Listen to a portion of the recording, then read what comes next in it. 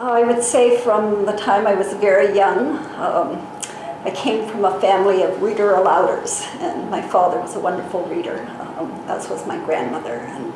But my mother was also, all of her life, sort of a recreational artist. She didn't make her living that way, but she was always making something.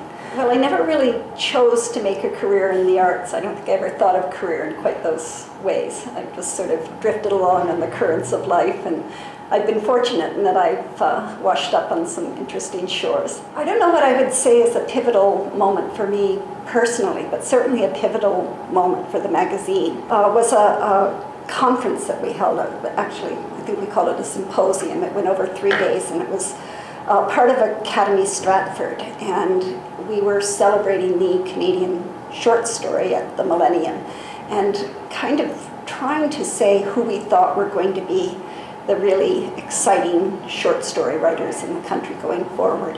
And so we had invited 20 writers, and for 3 days we had readings, we had talks, we had panel discussions.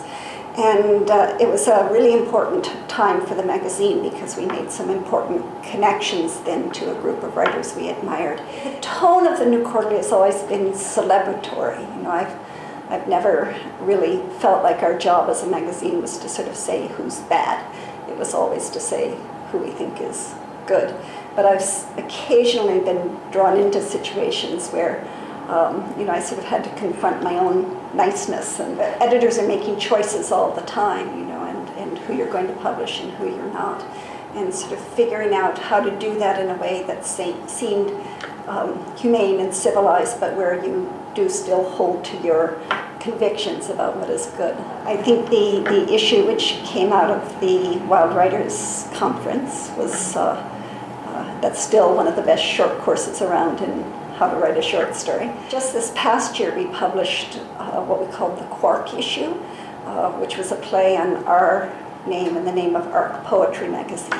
One of the things that we managed for that issue was to get an interview with Alice Munro, who I idolize. She's just the most amazing writer and the liveliest of women.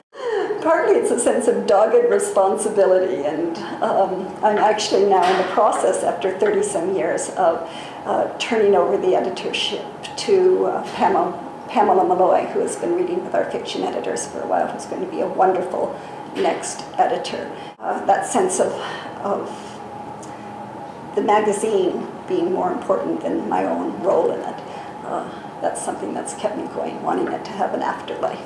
It's been a juggle always, but my husband, who is a professor at the University of Waterloo, has been a great kind of beginner of new things there and has done some really pioneering things in the area of education.